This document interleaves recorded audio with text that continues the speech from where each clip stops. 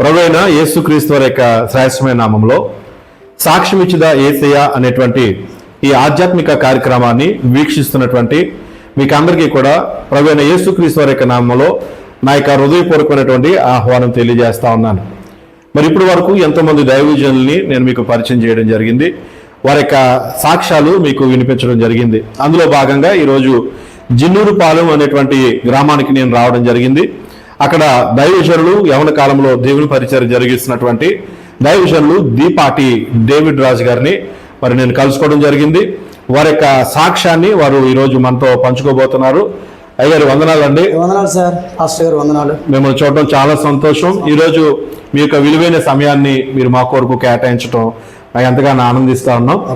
మీరు ఎలాగ రక్షించబడ్డారు, మీ కుటుంబ నేపథ్యం ఏంటి, మీరు ఎలాగ ప్రభువులోనికి వచ్చారు, దేవుని పరిచయంలో ఎలా కొనసాగుతున్నారు, ఇలాంటి విషయాలన్నీ మా యొక్క ప్రేక్షకులతో మీరు పంచుకుంటారా? పంచుకుంటాం సార్, తప్పనిసరి. మంచిది. ఈ అవకాశం కల్పించిన దేవాది దేవునికి వందనాలు చెల్లిస్తున్నాను. అలాగే దేవజనులు పాస్టర్ గారు డానియల్ రాజు గారు కూడా హృదయపూర్వక వందనాలు చెల్లిస్తున్నాను. అలాగే ఛానల్ వీక్షిస్తున్న ప్రేక్షకులకి అలాగే విశ్వాసులకి అందరికీ కూడా ప్రభుపేట వందనాలు చెల్లిస్తున్నానండి. మాది స్వగ్రామం, మాది పశ్చిమ గోదావరి జిల్లా పాలకొల్లు మండలం లంకలకొడేరు పెద్దపాట అండి, పెద్దపేట మాది. మా నాన్నగారి పేరు దీపాటి దానియేలు, మా అమ్మగారి పేరు సీతామహాలక్ష్మి. మేము ముగ్గురు అన్నదమ్ములు అండి. అందులో పెద్దవాడిని నేను. నా పేరు దీపాటి డేవిడ్ రాజు అండి. మేము కుటుంబ పరంగా మేము ముగ్గురు సంతానం. మా నాన్నగారితో మేము 5, మా అమ్మ నాన్నగారు కలిపి మేమందరం కూడా కలిసి ఏంటంటే చిన్న కుటుంబానికి మేము చెందినవాడు. చాలా విలేజ్ ప్రాంతం అది. అలాగే మేము మా కుటుంబ పరిస్థితి చాలా అక్కడికి వెళ్ళిపోయిన కుటుంబ పరిస్థితి మాది. అలాగే మేము మా నాన్నగారు ఏంటంటే మద్యపానానికి అలవాటు పడిన వ్యక్తి. కానీ మా కుటుంబం చాలా ఆర్థికంగా చితికిపోయిన పరిస్థితులు గుండా మేము జీవించాము. కొన్నాళ్ళు బ్రతికిన తర్వాత ఏం చేసామంటే నేనే ఆ కుటుంబ భారాన్ని మొయ్యవలసి వచ్చింది. ఎందుకంటే మా నాన్నగారు రోజు మందు తాగి వస్తూ ఉండేవారు. మా అమ్మగారిని కొడుతూ ఉండేవారు. మా కుటుంబంలో మాకు సమాధానం లేదండి. ఫస్ట్ మాకు సమాధానం నెమ్మది లేదు. ఎందుకంటే మా కుటుంబంలో నేనే పెద్దోడిని. నేను అప్పుడు కూడా చదువుకుంటున్నాను, 6వ తరగతి చదువుతున్నాను. నా తర్వాత నాకు 2 తమ్ముళ్ళు ఉన్నారు, వాళ్ళు కూడా చిన్నవాళ్ళే. అయినప్పుడు కూడా మా కుటుంబంలో సమాధానం అనేటువంటిది లేదు.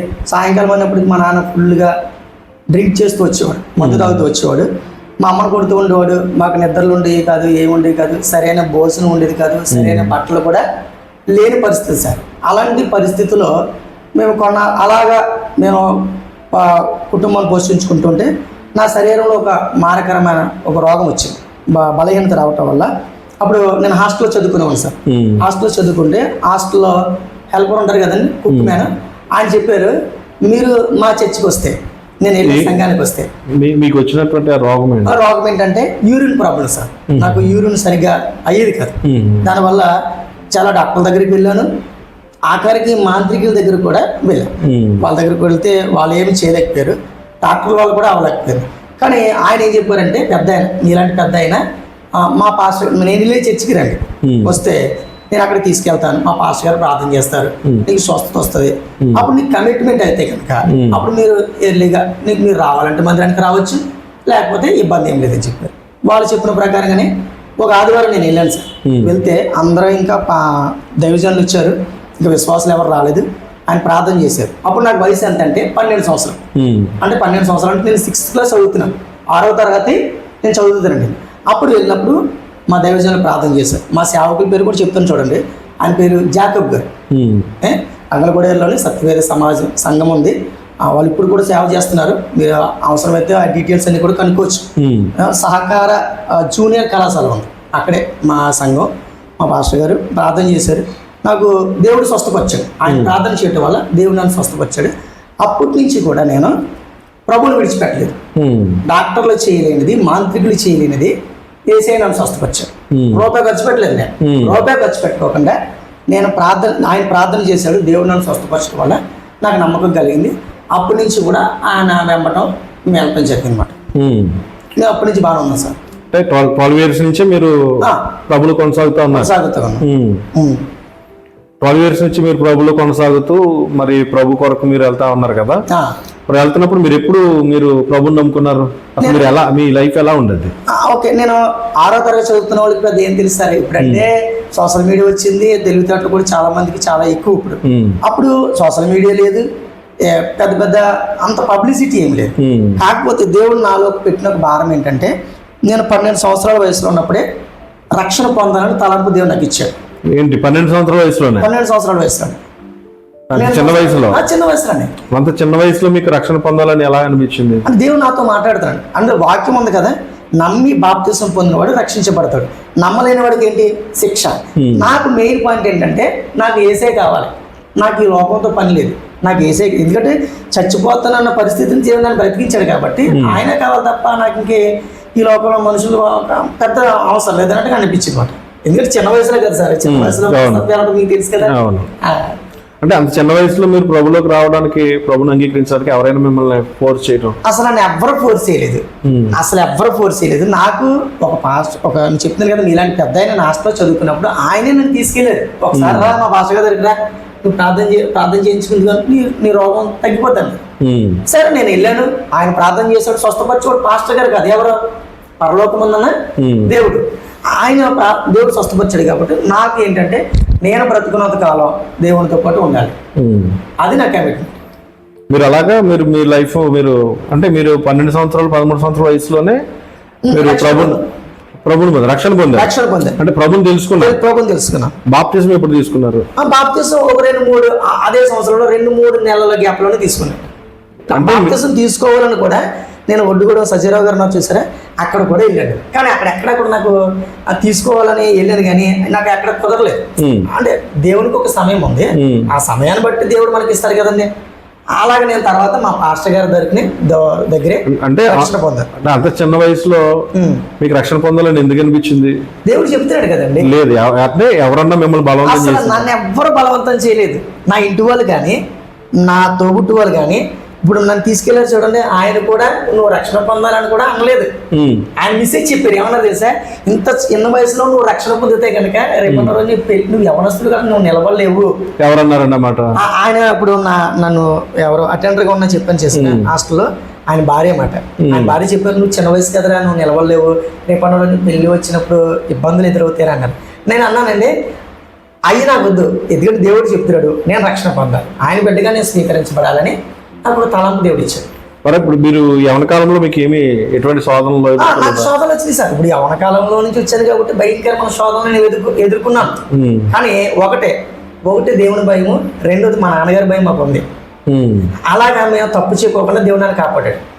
అంటే మీరు యవన కాలాన్ని మీరు ఎలాగా మీరు కాపాడుకోగలరంటే యవన కాలంలో ప్రతి ఒక్కరి జీవితంలో శోధనలు వస్తాయి. ఇప్పుడు చూసారు కదా, యోసేపు జీవితంలో భయంకరమైన శోధనలు వచ్చినాయి. అలా నా జీవితంలో కూడా శోధనలు వచ్చినాయి. శోధనలు జయించడానికి ఒకటే మార్గం, నేను ప్రార్థన చేసేవాడు, 2 ఉపవాసం ఉండేవాడు, 3వది ఏంటంటే అంటే దేవుని సేవకులతో పాటు విశ్వాసులతో పాటు నా సహవాసం ఉండేది. నేను పనికెళ్ళిన వాళ్ళు చూడండి రకరకాలుగా మాట్లాడుకుంటారు కదా, వాళ్ళ నుంచి నేను కొంచెం దూరంగా కూర్చుని వాళ్ళ మాటలు వినుకోకుండా. మరి వాళ్ళు ఏమనుకునేవారు కదా, వాళ్ళు అనుకునేవారు ఇదేంటి ఇంత భక్తిపరుడు అయిపోయావు, నీకేనా అనేవారు. వాళ్ళు ఏమో చేసినా వాళ్ళ మాటలు నేను పట్టించుకునే వాళ్ళు కాదు. ఎందుకంటే దేవుడు వేరు మనం ఉన్నాం కాబట్టి మనుషులతో కలిసి మనం అప్పటి నుంచే మీరు దైవికమైనటువంటి మార్గంలో పెరుగుతున్నారు. ప్రతిరోజు నేను లేచిన వెంటనే ప్రభుని కలుసుకుంటాను, ప్రార్థన చేస్తాను, వాక్యం చదువుతాను. వాక్యం చదవకుండా ప్రార్థన చేయకోకుండా నా పని మట్టి నేను ప్రారంభించను. ఎందుకంటే దేవుడు ఫస్ట్ నోటు మాటతో ఈ సృష్టిని అంతటి కలిగజేశాడు. నాకు తర్వాత తెలిసేది, ఎందుకంటే నేను ప్రభుని కలుసుకోవడానికి ఏంటంటే ప్రార్థన, వాక్యం. మరి మీకు బాప్తిసం ఎవరు ఇచ్చారు? నాకు బాప్తిసం మా పాస్టర్ గారు ఇచ్చారండి. మా పాస్టర్ గారే చేతుల మీద నేను ఇక్కడ వెలుగుల గ్రామం తెలుసు కదా మీకు, వెలుగుల గ్రామంలోనే ఒక పంట కాలంలోనే ఒక మీటింగ్ ఏర్పాటు చేశారు మా పాస్టర్ గారు. ఏర్పాటు చేస్తే ఆ మీటింగ్లో చాలామంది ఒక ఇంచుమించు ఒక 30 మంది ఆడవాళ్ళు మగవాళ్ళు నాలాగా నాతో ఉన్న నా సమాన వయసుకు ఉన్న వాళ్ళు చాలా మంది కూడా నీటి బాప్తిసం తీసుకున్నారు. బాప్తిసం అంటే ముంచుట, అలాగే నేను బాప్తిసం తీసుకున్నాను. మరి అప్పటి నుంచి మీరు దేవుల్లో కొనసాగుతూ ఎలా ఉండదు మీ విశ్వాస యాత్ర ఎలా ఉండదు? నేను అప్పటి నుంచి కూడా దేవుల్లో కొనసాగుతూ అలాగే నేను ముందుకు వెళ్ళేవాడిని. మా పాస్టర్ గారు నన్ను మోటివేషన్ చేశారు. ఏమన్నారంటే, నువ్వు సండే స్కూల్ చెప్పాలరా నన్ను అడిగారు. నేను అంటే నాకు జనాలతో మాట్లాడుతూ కొద్ది సిగ్గు, ఈ సండే స్కూల్ ఎలా చెప్తామంటే లేదు లేదు నేను చెప్తాను, మీరు ఏ వేలో మాట్లాడాలో అని చెప్పారు మా పాస్టర్ గారు. చిన్న చిన్న బుక్లు ఇస్తారు కదండి, చిన్న చిన్న చిన్న బుక్లు ఉంటాయి కదండి, ఆ బుక్కులు చదివి అలాగే బైబిల్ ఉన్న స్టోరీలు చదువుకుని నేర్చుకుని చిన్నపిల్లలకి చెప్పేవాడిని. అలాగే నేను చిన్నపిల్లల పరిచయం నాకు ఇచ్చారు, నేను అలాగే నమ్మకంగా చేశాను. మీరు అలా ప్రభులో మీరు అలా కొనసాగుతూ ఉన్నారు. ఇంకా ఇప్పటికీ కూడా మీరు రక్షణ పొందే బాప్టిజం తీసుకున్నారు, చిన్న వయసులోనే మీరు బాప్టిజం తీసుకున్నారు. అయితే మీకు వచ్చినటువంటి అవనకాలు వచ్చినటువంటి ఈ శోధనలు ఇవన్నిటిని కూడా మీరు జయించుకుంటూ వచ్చాను, రాగలిగాను. నిజం చెప్పండి. నిజమే సార్, నేను బైబిల్ పట్టుకుని చెప్తున్నాను కదా. బైబిల్ కొంతమంది బైబిల్ పట్టుకుని అబద్ధం చెప్పిన వాళ్ళు ఉన్నారు. నేను అబద్ధం చెప్పాల్సిన అవసరం నాకు లేదు. మీ యవన కాలంలో మీకు వచ్చినటువంటి శోధనలో మీరు ఎప్పుడు కూడా వెనకడుగు వేసిన సందర్భాలు లేవా? నేను ఎప్పుడు కూడా వెనక్కి వెళ్ళడం అనేటువంటిది నేను చేయలేదు. ఎందుకంటే దేవుడు చెప్పాడు, వెనక్కి వెళ్ళిపోతే మనం తిరిగి రాలేదు. అంటే యవన కాలం అంటే మీకు తెలియదు సార్, లోకానుసారంగా తిరిగి ఎంజాయ్ చేసేది. నన్ను కూడా అలా అడిగారు. ఇప్పుడు దేవుని నమ్ముకుంటే మీరు ఒక మాట అన్నారు, ప్రభుని నమ్ముకుంటే మీకు అన్ని బాగుంటాయి అని అన్నారు అనేసి మీరు అన్నారు కదా. అంటే బాగుంటాం అంటే ఏంటి? ఇప్పుడు బాగుంటాం అంటే చాలా మంది అంటారు ఆస్తిపాస్తులు వచ్చేస్తా అన్ని వచ్చేస్తాను. అది కాదు, మనిషికి నెమ్మది కావాలి, సమాధానం కావాలి. ఎన్ని ఉంటాయి, ఏముంటుంది, ఏ ఉపకారం సార్? మీకు అవన్నీ వచ్చినాయా? ఏమి సంతోషం వచ్చింది, సమాధానం వచ్చింది. దేవుడు నాకు మంచి ఆరోగ్యం ఇచ్చాడు. ఇప్పుడు దాకా కూడా మరలా ఆ రోగం నా లైఫ్ ఇప్పుడు దాకా కూడా రాలేదు. దేవుడు అంటే చాలా మంది ఏమంటారంటే యేసు ప్రభువు నమ్ముకుంటే బాగుంటది అని అంటే ఒకవేళ చిన్న చిన్న ఇంట్లో ఉంటే పెద్ద గృహాల్లోకి వెళ్ళిపోవచ్చు, లేకపోతే కార్లు, లేకపోతే ఇవి అలాగే అనుకుని మీరు ప్రభులోకి వచ్చారా? లేదు, నాకు మెయిన్ పాస్టర్ గారు నేను చెప్పాను కదండి, మా పాస్టర్ గారి దగ్గరికి వెళ్ళినప్పుడు ఆయన ప్రార్థన చేశాడు, దేవుడు నాకు స్వస్థపరిచాడు. ఇప్పుడు ఆరోగ్యానికి మించిన ఇంకోటి ఏమైనా ఉందంటారా? లేదు కదా. ఇప్పుడు ఆరోగ్యం మెయిన్. ఆరోగ్యం ఉంటే నేనే సంపాదించుకోవచ్చు. మనిషికి ఆరోగ్యం కుదుటి పడలేనప్పుడు, సమాధానం లేనప్పుడు, సంతోషం లేనప్పుడు ఎన్నున్నా. మీరు ప్రభుని నమ్ముకున్న తర్వాత మీ కుటుంబ పరిస్థితులు మెరుగైనాయా? అవును. ఫస్ట్ మా ఇల్లు ఇలాగే బిల్డింగ్ సార్, మట్టి ఇల్లు మాట, కింద మట్టి. ఇదంతా ఎలా ఉంది, టైల్స్ వేసుకున్నా మట్టి మాట, మట్టిలో మేము ఉండేవాళ్ళం. ఫస్ట్ బిల్డింగ్ అయినా కింద కాంక్రీట్ ఏమీ లేదు, ప్లాస్టింగ్ లేవు, డోర్ లేవు, ఏమీ లేవు మాట. అలాగే మేము చాలా బ్రతికాం. మా ఇంటికి ఎవరినైనా తీసుకొస్తా కూడా భయపడేవాడిని. ఎందుకంటే బాగోలేదు కదా. అక్కడ మా పాస్టర్ గారిని పిలిచేవాడు కాదు, బాగోలేదు కదా అని. కనీసం ప్రార్థన పెట్టుకోవడానికి కూడా అసలు బాగోలేదు కాదు, నేను పిలిచేవాడికి అనమాట. అలాగే ఉన్నప్పుడు ఒక్కొక్కటి క్రమంగా దేవుడు మమ్మల్ని ఆయా పనులు చేసుకోవడానికి దేవుడు కొరకు చూపించాడు. అదేనా ఇంటి పనులన్నీ కూడా చక్కగా చేయడానికి దేవుడు సహాయం చేశాడు. తర్వాత చెప్పండి. అంటే బాగుంటామండి. చాలా మంది ఏమంటారంటే, ఇప్పుడు మీకు మిమ్మల్ని అడిగాను కదా, బాగుంటాం అంటే కేవలం అదేనా? బాగుంటాం అంటే ఇల్లు బాగుంటాం, లేకపోతే ఒళ్ళు బాగోవటం, ఇటువంటివేనా? ఈ ప్రలోభ పెట్టి చాలా మంది ప్రభులోకి, యేసు ప్రభులోకి దింపేస్తున్నారని చాలా మంది అంటున్నారు కదా. అవునండి. అలా వచ్చిన వాళ్ళు మీరు కూడా అంటున్నారు? లేదు సార్, ఎవ్వరు, నేను స్వతంత్రంగా వచ్చాను, దేవుడు నన్ను పిలిస్తే వచ్చాను. ఎవరు ఇప్పుడు మీరు కేకేశారని, లేకపోతే తమ్ముడు కేకేశారని, లేకపోతే నా ఇంకొకరు కేకేశారని నేను రాలేదు. ఎందుకంటే ఒక సేవకు ఒక వ్యక్తి ద్వారా నేను రావటం జరిగింది. ఆయన కూడా బలవంతం పెట్టలేదండి. మీరు వచ్చి కూర్చుని వెళ్ళిపోండి అంతే. మీరు వచ్చి జస్ట్ మీరు వచ్చి చూడండి, అప్పుడు మీకు నమ్మకం కలిగితే మీరు వెళ్ళొచ్చు అని చెప్పారు. అంటే చాలా మంది అనేది ఏంటంటే, చాలా మంది ప్రలోభ పెడుతున్నారు, ప్రలోభాలకి లొంగి ప్రభులోనికి వస్తున్నారు. ఇప్పుడు అవి జరగకపోతే మళ్ళీ వెనకెళ్ళిపోయేటువంటి పరిస్థితులు ఉన్నాయి కదా. అవునండి. మీరు అలా ప్రలోభ పెడితే వచ్చారని నేను అంటున్నాను. లేదు సార్, అలా ఏమో ఉండొచ్చేమో, కానీ నాకు మట్టుకు అలా లేదు. అంటే మీ వరకు అయితే ప్రలోభాల కోసం అయితే మీరు ఎవరిని ప్రలోభ పెట్టలేదు? ప్రలోభ పెట్టలేదు. ఇంకో మాట చెప్తాను చూడండి, మేము సువార్త పరిచర్యకి వెళ్ళేవాళ్ళం సార్. సువార్త పరిచర్యకి వెళ్తే అక్కడ కూడా హింసించారు మమ్మల్ని. అది ప్రభావమే. పెద్ద బూతులు తిట్టారు మమ్మల్ని. కానీ ప్రాణమైనా పోగొట్టుకుంటాం, కానీ ప్రభు కోసం వెనక్కి వెళ్ళే ప్రసక్తి అనేటువంటిది లేదు.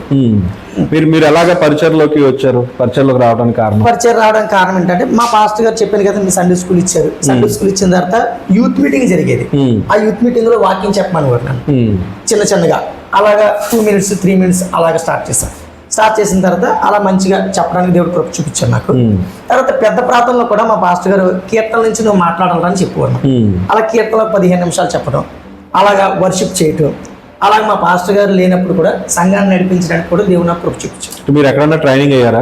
నేను మా పాస్టర్ గారి దగ్గరే, మా పాస్టర్ గారు ఎలాగప్పుడు చూడండి, ఇది గది ఉందా, ఆ గదిలోనే ఒక బైబిల్ ట్రైనింగ్ పెట్టు, ఒక 10-15 మందిని పెట్టేవాడు.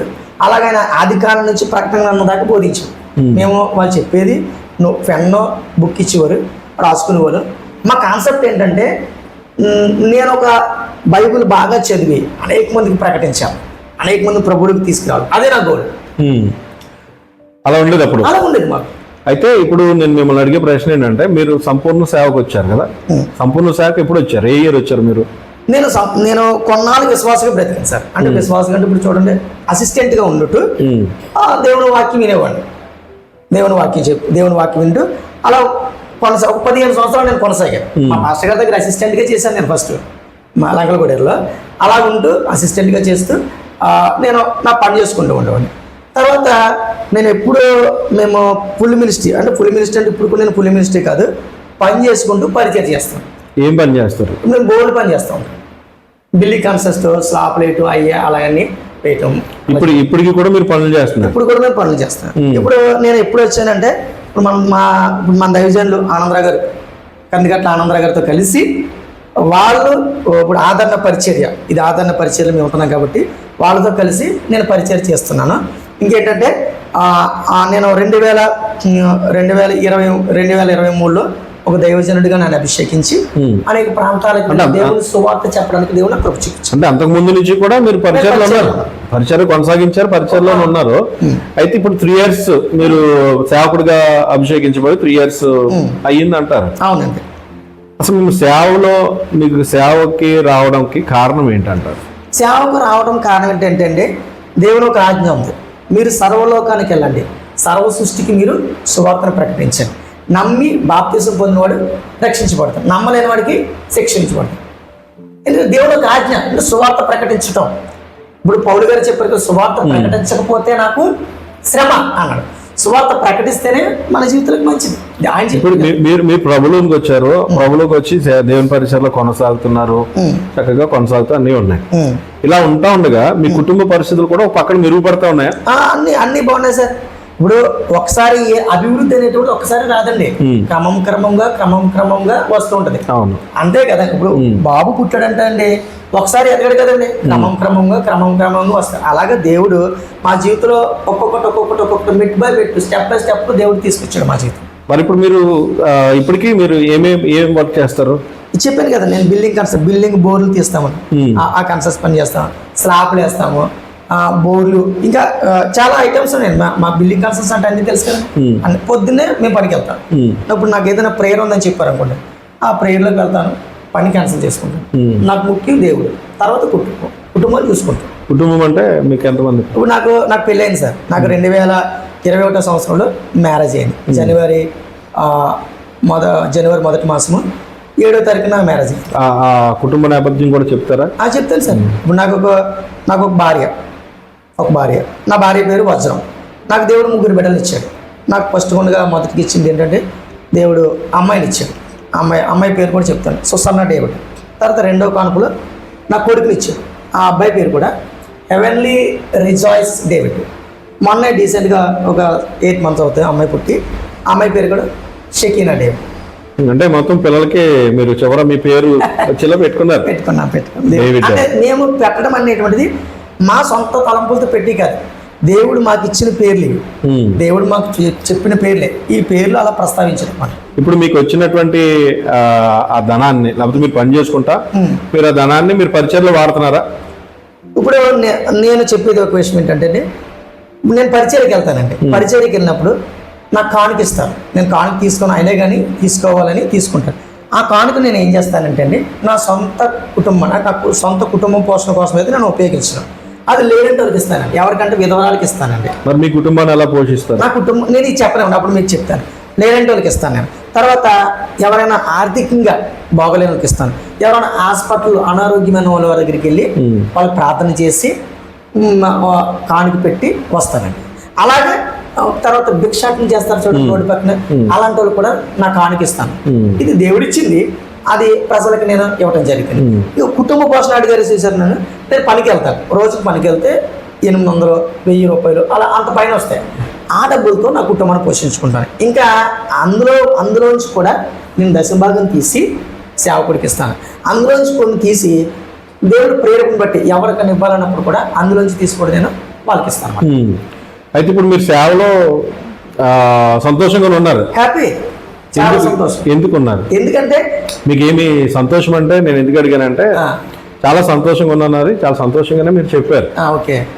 అయితే ఇప్పుడు మీకు ఏ ఇబ్బందులు ఎదురవ్వలేదా? సేవ అంటేనే ఇబ్బందులండి. మరి అలా కాదంటారు బయట వాళ్ళు. సేవ అంటేనే పరుపు కదండి, ఇది ముళ్ళబాట.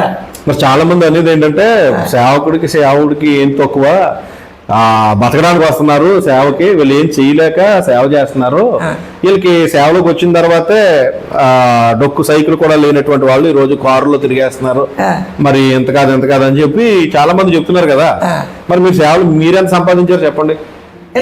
సంపాదన విషయం అనేటువంటిది సంపాదన చెప్తాం కదండి, మేమైతే ఏమీ సంపాదించలేదు. వచ్చింది దేవుని కోసం ఖర్చు పెట్టాలి. ఎందుకంటే పరలోకంలో ఒక బ్యాంక్ ఉంది మనందరికీ కూడా. ఆ బ్యాంకు డిపాజిట్ నింపబడ్డానికే, ఆస్తిపాస్తులు కొనుక్కోవడానికి కాదండి. అంటే వాళ్ళు బయట వాళ్ళు చెప్పేది అభిప్రాయం తప్పు అంటారా? వాళ్ళు చెడ్డగా ఆలోచించే ఉండకి వాళ్ళకి. ఇప్పుడు తాటకి కొంపలో మనందరూ కూడా కాపురం చేస్తున్నాండి. ఇప్పుడు అందులో ఉన్నారా జనాలు? బిల్డింగ్ కట్టుకోలేదా? బిల్డింగ్ కట్టుకున్నారు. ఇప్పుడు డొక్కు సైకిల్ తొక్కున్నాడు. ఇప్పుడు సైకిల్ కాదు కదా, ఏం చేస్తారు? మంచి పొజిషన్లోకి ఒక ఇల్లు కారు కొనుక్కోవాలని, బండి కొనుక్కోవాలని ఒక ఆశ ఉంటుంది. అర్థమవుతుంది. అలా కూడా ఉండకూడదు అనేది వాళ్ళ అభిప్రాయం. అలా ఉన్న మనం ఏం చేయలేం. అంటే నేను అడిగే ప్రశ్న ఏంటంటే, మీరు సేవలో చాలా హ్యాపీ అన్నారు, ఓకే, సంతోషమే, కానీ మీకు ఎప్పుడు ఇబ్బందులు ఎదురవ్వలేదురా సేవలో? సేవ అంటేనే ఇబ్బంది సార్. వాటిని ఎలా తట్టుకున్నారు? దేవుని ఇప్పుడు మన కళ్ళతో చూస్తే, మన ఆలోచనతో చూస్తే మనం నిలబడలేము సేవలో. దేవుడు ఏమన్నాడు? నీ భారం నా మీద ఏమని చెప్పాడు. మన భారం ఆయన మీద వేసినప్పుడు మనకి ఇబ్బంది అనిపించండి. అంటే మనం కొన్ని సాక్ష్యాలు వింటాం, సేవలోకి వచ్చిన తర్వాత కూడా ఆర్థికంగా బలహీనంగా ఉండి, తర్వాత పోషణ పరంగా బలహీనంగా ఉండి, మరి తినడానికి పిల్లలకి పెట్టడానికి కూడా లేకుండానే మేము ఉన్నాము అండి, దేవుడు మాకు ఎంతో సహాయం చేశాడు, అలాగా మేము ప్రతి దాని కొరకు దేవుని మీద ఆధారపడ్డాం అనే సాక్ష్యాలు మనం చాలా వింటాం. అవునండి. అప్పుడు కూడా మేము దేవుని మీదే ఆధారపడ్డాము, మేము దేవుని అలాంటివి ఏమన్నా మీ లైఫ్ లో ఉన్నాయంటున్నాను. నేను అదే చెప్తున్నాను కదండి. నేను చెప్పాను కదా, తినడానికి లేకపోయినా వస్తున్నా కొన్నిసార్లు మా జీవితంలో ఆర్థిక ఇబ్బందులు వచ్చినాయి. అదే అడుగుతున్నాను. వచ్చినప్పుడు కూడా దేవుడికి ప్రార్థన చేశాం. ఇప్పుడు ఏలియాని దేవుడు కాకల పోషించలేదా? ఆ విశ్వాసం మాకు ఉంది. అప్పుడు మీకు ఎలా, మీ మనసు ఎలాగ అనిపించింది? ఎందుకురా ఈ ప్రభుని నమ్ముకున్నాను అనిపించలేదా అంటున్నాను. లేదు సార్, అలాగే ఎప్పుడు కూడా నేను అనుకోలేదు. అలా ఎప్పుడు అనుకోలేదు. ఎందుకంటే ప్రభుని నమ్ముకున్న వాళ్ళు ఫస్ట్ మన సేవకుల్లో కూడా చెప్పేది ఏంటి, ఫస్ట్ ప్రస్తావించవలసింది ఏంటంటే, యేసుప్రభు నమ్ముకుంటే అన్ని బాగుంటాయని కాదండి. యేసుప్రభు నమ్ముకున్న వాళ్ళకి శ్రమలు, కష్టాలు, ఇబ్బందులు, ఇరుకులు వస్తాయి. వీటన్నిటితో పాటు కూడా దేవుడు ఆశీర్వదిస్తాడు. అర్థమవుతుంది. మీకు సేవలో నాకు చాలా సంతోషాన్ని ఇచ్చిందండి, నేను సేవకు వచ్చిన తర్వాత ఈ పని చేయడం వల్ల, లేకపోతే సమయంలో అలాంటిది ఏదైనా ఒకటి చెప్పండి. ఇప్పుడు ఇప్పుడు నాకు బాగా ఇష్టమైన పరిచయం ఏంటి తెలుసండి, మేము మా పాస్టర్ గారితో కలిసి, ఇప్పుడు నేను ఆనందరావు గారు మీరు అందరూ కూడా కలిసి మీతో పాటు కూడా పరిచయకి వచ్చాను, జ్ఞాపకం ఉందండి. సువార్త దండయాత్ర చేశారు, కరపత్రాలు పంచిపెట్టడం, అంటే ఇంటింటికి వెళ్ళి పత్రికలు ఇచ్చి వాళ్ళని ప్రభువులకు నడిపించారు. మీరు అలా ఇంటింటికి వెళ్ళి పత్రికలు ఇచ్చి ప్రభువుని పరిచయం చేసినప్పుడు ఎవరి దగ్గర నుంచి మీకు చేత్కారాలు కానీ అలాంటివి ఏమన్నా వచ్చినాయా? వచ్చినాయి సార్. ఎలా పని పాట ఏం లేదా, మా ఇంటికి ఎందుకు వచ్చా, ఎవరు రమ్మన్నాడు అనేవాడు. అన్నప్పుడు మేము ప్రేమపూర్వకంగా ఇచ్చాం. సార్ దేశప్రభు పత్రిక అండి, మీకు ఇష్టమైతే తీసుకోండి, కష్టమైతే ఇబ్బంది ఏమి లేదు అనేవాళ్ళు. ఒక్కొక్కడు చింపేసి మొక్క మీద గెట్టేసేవాడు. మరి అలా మొక్కల మీద గెట్టేసినప్పుడు మీకు బాధ అనిపించలేదా? మనకి ఎందుకంటే పరిచర్య సంతోషంగా చేయమని దేవుడు చెప్పాడు. బాధపడవలసింది మనం కాదు. అర్థమవుతుంది. అప్పుడు అతని కోసం మేము ఇంటికి వెళ్ళి ప్రార్థన చేసాడు. ప్రభు ఇతను ఇలా చేశారు కదా, వాళ్ళని క్షమించండి, వాళ్ళని రక్షణలోకి నడిపించమని మళ్ళీ మేము సాయంకాలం ప్రార్థన చేసుకోండి. దేవుడు ఏదో ఒక రోజు అతను మారుస్తాడు కదా. మీకు మీ లైఫ్ లో నేను కొన్ని ప్రశ్నలు అడుగుతాను. మీ లైఫ్ లో సేవలోకి వచ్చిన తర్వాత ఎందుకు వచ్చాను రా సేవకి, వెనకెళ్ళిపోతే బాగున్నావు అన్న సందర్భం ఏదైనా ఉన్నదా? అంటే విషయం మంచి మాట అడిగారు పాస్టర్ గారు. ఏంటంటే సేవ కొనసాగుతున్నప్పుడు మనకి మోటివేషన్గా మీరు ఉన్నారండి, మీరే నాకు దెబ్బ కొట్టారనుకోండి, అలాంటి పరిస్థితులు కొన్నిసార్లు నా జీవితంలో ఎదురయ్యాయి. ఎదురైనప్పుడు అనుకున్నాను, ప్రభువా నమ్మునోళ్ళే మోసం చేశారు కదా, ఎందుకని కొన్నిసార్లు కుంటు పడిపోయిన రోజులు కూడా ఉన్నాయి. అంటే ఎవరికి మేము చెప్పుకోలేదు, రహస్యంగా కుంటు పడిపోయినప్పుడు దేవుడు అనేవాడు కుంటు పడిపోవడం అంటే అది ఆత్మీయంగా కృంగిపోవటం, అంటే ఎవరికి చెప్పుకోకుండా సేవ నడిచేది, ప్రార్థన మానేసడం, పరిచయం మానేయడం, ఇలాంటిది ఏం కాదు. మాలో మాకే కుంటుతాలు వచ్చేసినప్పుడు దేవుడు అనేవాడు వాళ్ళు ఎవరు అన్న మాట కోసం నువ్వేది కుంటు పడిపోవాలి, వాళ్ళు ఎవరో నిన్ను డ్రాప్ చేశారని వెనక్కి వెళ్ళిపోవడం అవసరమా, పిలిచినోడు ఎవరు అలా నేనా అని అడిగాడు దేవుడు, మనసులో ప్రేరేపణ తీసుకొచ్చాడు, మళ్ళా 1000 మనం వచ్చింది, అలాగే మళ్ళా ముందుకెళ్ళేవాడు. సేవలో అన్ని కూడా మీరు అటు సంతోషాలు చూశారు, ఇటు ఇబ్బందులు చూశారు, అన్ని చూశారు. మీరు అభిషేకించబడి 3 years అంటున్నారు. అసలు మీరు సేవకి ఎప్పటి నుంచి ఇప్పుడు ఎన్ని సంవత్సరాలు అయ్యి ఉంటుంది సేవలో మీరుండి? ఇప్పుడు నేను చెప్పాను కదా, నేను 2001లో ప్రభుని తెలుసుకున్నాను. 2001 అంటే ఇప్పుడు ఎంత అయిందండి వయసు? ఇప్పుడు సంవత్సరం ఎన్ని సంవత్సరాలు అయింది? 2001 అంటే 25 సంవత్సరాలు. ఇప్పుడు నాకు 37 years అంతే అయిందండి. 37 సంవత్సరాలు, నాకు 37 సంవత్సరాలు వచ్చింది. అప్పటి నుంచి కూడా నేను వెనక్కి వెళ్ళలేదు. అంటే వెనక్కి లోక సంబంధమైన జీవితం కోసం వెళ్ళలేదు, వెనక్కి వెళ్ళిపోలేదు. అంటే ఈ దేవుడిని విడిచిపెట్టి వెనక్కి వెళ్ళలేదు. ఇప్పుడు చాలా మంది, మీరు ఇప్పుడు మంచి మాట చెప్పారు, మీరు చాలా మంచి మాట చెప్పారు, వెనక్కి వెళ్ళలేదని. కానీ ఇప్పుడు చాలా మంది మనం వీడియోస్ చూస్తా ఉన్నాం, అక్కడ మనం చూస్తున్నాం, వాళ్ళు చెప్పేది ఏంటంటే ఎన్నో సంవత్సరాలు మేము దేవుని పరిచయం చేసిన వాళ్ళు కూడా వెనక్కి వెళ్ళిపోయాము అనేటువంటిది, మాకు యేసుప్రభు వద్దు, మాకు ఏమి చేయలేదు, మాకు ఏమి జరగలేదు, లేకపోతే ఇంకోటి ఏదో కారణం సాకు చూపెట్టి మేము వెనక్కి వెళ్ళిపోయాం అంటున్నారు. మరి వాళ్ళ గురించి అలాగే వెనక్కి వెళ్ళిపోయేటువంటి పరిస్థితులు ఎందుకు వస్తాయి? అలాగే వెళ్ళిపోయేటువంటి వారికి మీరు ఏం చెప్తారు ఒక దైవ సేవకుడిగా? అంటే నేను దేవుడు నాకు ఇచ్చిన తలంపు చెప్తాను చూడండి. ఎందుకంటే ఇది ఒక పరుగు పందెం సార్. ఈ పరుగు పందెంలో ఎవరైతే పరిగెడతారో వారికే బహుమానం పొందుతారు. అంటే బహుమానం పొందాలని పరిగెత్తమని దేవుడు చెప్పాడు. అలాంటి బహుమానం అంటే ఎక్కడ? నీకు పరలోకంలో తండ్రి దగ్గర నిలబడినప్పుడు అనేక మంది ముందు దేవుడు నేను సన్మానిస్తాడు, జీవకిరీటం ఇస్తానని ఆయన చెప్పాడు. చాలా మంది సొమశీలు పడిపోయిన వాళ్ళు ఉన్నారు, చెప్పాడు కదా, ఇప్పుడు వెనక్కి వెళ్ళిపోతున్నారని. అలా వెనక్కి వెళ్ళిపోయిన వాళ్ళు కూడా ఉన్నారు. అర్థమవుతుంది. అంటే నెపం అనేటువంటి దేవుడి మీద నువ్వు జీవించలేక వెళ్ళిపోయాడు. అంటే వీళ్ళు ఉండలేక కంటే కష్టాలు, ఈ బాధలు ఇవన్నీ చూడలేక వెనకెళ్ళిపోయారు అంటారు. అంతే కదా. అందుకని ఇక్కడ బైబిల్లో మనం చూస్తాం కదండి, నాగట మీద చేయి పెట్టి వెనక తట్టు చూచేవాడు దేవుని రాజ్యానికి పాత్రుడు కాదు. లోతుబారి వెనక్కి తిరిగింది కదండి. దేవుడు చెప్పాడు ముందుకే నీ ప్రయాణం అన్నాడు. ఆవిడ వెనక్కి తిరిగి చూసి ఏమైపోయింది? అంటే ఇప్పుడు చాలా మంది కూడా ఇప్పుడు చాలా మంది మనం చూస్తా ఉన్నాం. అలా చూస్తా ఉన్నప్పుడు వాళ్ళందరూ కూడా ఏదో ఆశించి ప్రభువులోకి వచ్చి ఉంటారా? అది జరగకపోతే వెనక్కి వెళ్ళిపోయిన బ్యాచ్ అంటారు. చాలా మంది ఉన్నారు కదండి. ఏదో ఇప్పుడు చూడండి, నాకు పెళ్ళి ప్రభువుని నమ్ముకోక ముందు ఇన్ని రోజులు ప్రార్థనకు వస్తారని అర్థం. ఒక విశ్వాసం చెప్తాను చెప్పుకోవాలి. వచ్చిన తర్వాత పెళ్లి కుదిరింది అనుకోండి, మళ్ళీ అతను కనపడతారు కదా, కనపడ్డా. ఇప్పుడు పిల్లలు పుట్టలేదని కొంతమంది వస్తారు, పిల్లలు పుట్టిన తర్వాత మళ్ళా కాదు. అంటే వాళ్ళు మొక్కుబడికి వస్తారు. అంటే అలా అని చెప్పి అందరూ అలా ఉండరు, కానీ అందరూ అలా ఉండరు. కొంతమంది మాత్రం ఇలాగా ఉంటారు. అంటే ఏదో దేవుడు ఏదో మేలు చేస్తాడని ఆ మేలు పొందుకున్న తర్వాత వెళ్ళిపోయే బ్యాచ్ ఇదంతా, వెనక్కి వెళ్ళిపోయిన బ్యాచ్ అంతే. కానీ దేవుడిని పట్టుకున్నాడు మాత్రం ఎప్పుడు కూడా దేవుడు ఎప్పుడు కూడా ఎవరిని కూడా విడిచిపెట్టి ఈ లైవ్ ద్వారా మీరు చూస్తున్నవారే మీరు ఎవరైనా సరే, దేవుడు నమ్మదగిన వాడు సార్. ఎందుకంటే ఆయన నమ్మదగిన వాడు, ఆయన గొప్ప కార్యాలు చేసేవాడు. ఎందుకంటే మనం కొన్ని పరిస్థితులు కూడా దేవుడు మనం తీసుకెళ్ళినప్పుడు కూడా మరి పరీక్షించడానికే. ఇశ్రాయేల్ ప్రజలు 40 సంవత్సరాలు అరణ్యంలో ప్రయాణం చేశాడు. అంటే 40 రోజుల ప్రయాణం అది. అంటే 40 సంవత్సరాలు వెళ్ళవలసి వచ్చారు. ఇప్పుడు మీరు పరిచయంలో నేను చివరికి కొన్ని మాట్లాడుతాను. మీకు ఇంకా ఏదన్నా దేవుని కొరకు నేను చేయలేకపోయానే, చేస్తుంటే బాగున్నాయి అనే ఆలోచన ఏదైనా ఉందా? సార్ నేను ఈ పరిచర్యలకు వచ్చిన తర్వాత నాకు ఒక ఆలోచన, అనేక చోట్ల అనేక మందిని ప్రభువులోకి నడిపించాను. ఎలాంటి వాళ్ళంటే యంగ్స్టర్, ఇప్పుడు మా కెమెరా చేస్తున్నాడు తమ్ముడు, అలాంటి వాళ్ళు దేవుడికి ఎవరు కావాలంటే యంగ్ మ్యాన్ ఉన్నప్పుడే ఏ పనిని చేయడానికి అవకాశం ఉంది. అలాంటి వాళ్ళు ప్రభువులోకి నడిపించాలి, యూత్ కాన్ఫరెన్స్ పెట్టాలి, దేవుని సువార్త ప్రకటించబడాలి, ఊరికి వెళ్ళాలి. ఇప్పుడు ఇది పల్లెటూరు, ఇది జున్నూరుపాలెం అనేటువంటిది చిన్న విలేజ్ సార్. ఇక్కడ మేము పరిచయం స్టార్ట్ చేస్తాం. ఇక్కడ ఊరి చోట ఎవరో దైవజనులు ఆనందరావు గారితో కలిసి, ఆనందరావు గారు మేము విశ్వాసం అందరూ కూడా కలిసి రేపు పరిచయం చేస్తాం.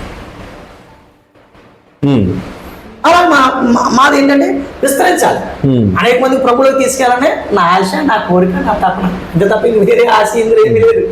ఓ పక్క కుటుంబాన్ని చూసుకుంటూ, ఓ పక్కన మీరు కుటుంబాన్ని చూసుకుంటూ, కుటుంబాన్ని పోషించుకుంటూ, ఓ పక్కన మీరు పని చేసుకుంటూ, వచ్చినటువంటి సొమ్ముని వివిధ రకాలైనటువంటి వాటికి వాడుతూ కుటుంబాన్ని నిర్లక్ష్యం చేయకుండా, అవును ఓ పక్కన సేవ నిర్లక్ష్యం చేయకుండా అవును మీరు మీ యొక్క సేవ జీవితాన్ని నడిపించుకుంటూ వెళ్తున్నారు. అవునండి.